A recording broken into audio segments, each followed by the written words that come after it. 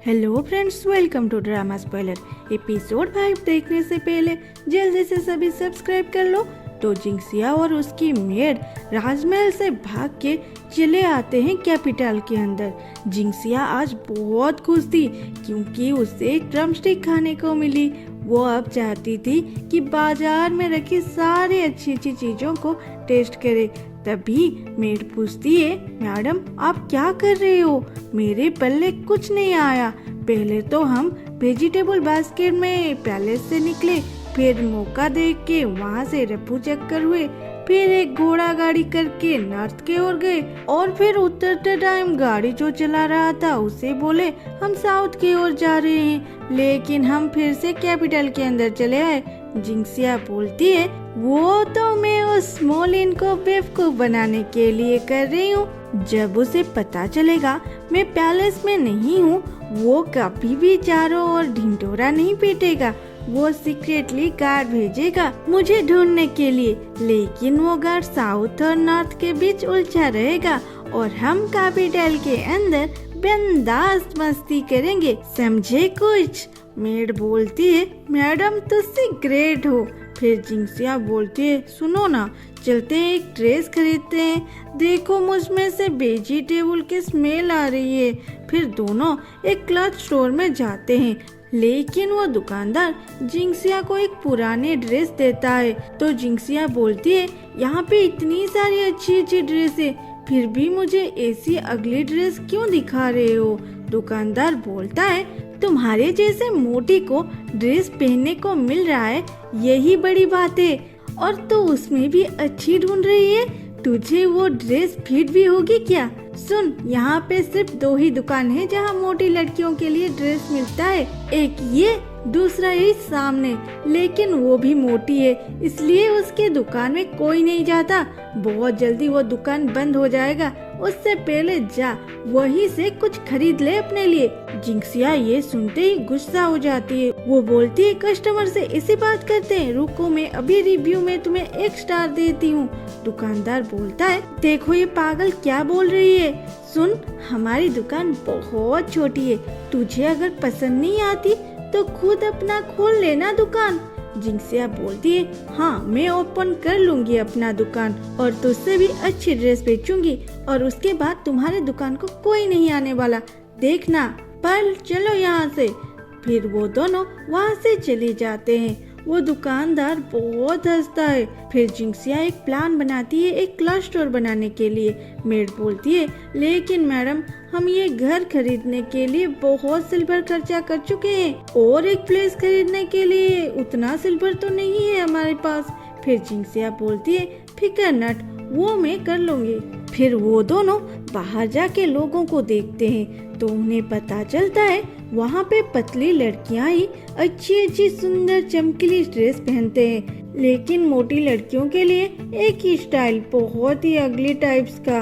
वो दोनों इस बारे में बात करते हुए जब चल रहे थे, तभी उनके सामने एक शराबी आके गिरता है। उसे देख के वो दोनों घबरा जाते हैं, लेकिन वो शराबी बोल रहा था, भूख लग रहा है मुझे, भूख।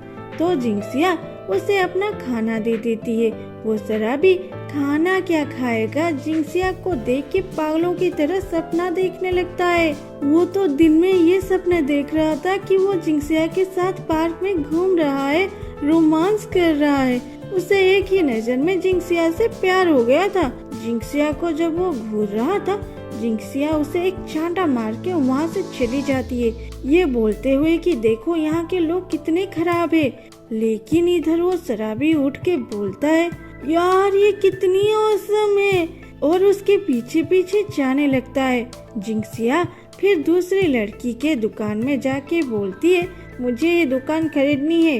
दुकानदार बोलती है, कितनी सिल्वर दोगे बोलो? जिंक्सिया बोलती है, मैं तो एक भी सिल्वर नहीं देने वाली। दुकानदार बोलती है, क्या तुम मजाक कर रहे हो? नहीं खरीदना है तो चले जाओ ना, मुझे सोने दो। जिंक्सिया बोलती है, मैडम सुनिए तो, आपके पास उस दुकान से भी अच्छी अच्छी कपड़े हैं, फिर भी आप बेच नहीं पाते क्योंकि आप हेल्दी है। और क्या उस दुकानदार से आप हारना चाहोगे? मैं आपको जिता सकती हूँ। ये सुन के वो लड़की उसकी बात सुनने के लिए मान जाती है। फिर जिंगसिया उस लड़की को अपनी स्ट्रेटेजी बताती है, जिसे ना पॉल समझ पाई ना वो लड़की बोर होके सो जाती है। सारी बातें बोल के जब जिंगसिया उसे देखती है तो वो तो सो रही थी। तो जिंगसिया बोलती है, वन लाइन में बोलूँ तो मुझे आप अपना दुकान और क्लब दीजिए, मैं ड्रेस बना के बेचूंगी और प्रॉफिट को हम आधा आधा करके ले जाएंगे। अगर मैं अच्छी खासी प्रॉफिट नहीं कर पाई तो आप जितना बोलोगे उतना सिल्वर दूंगी।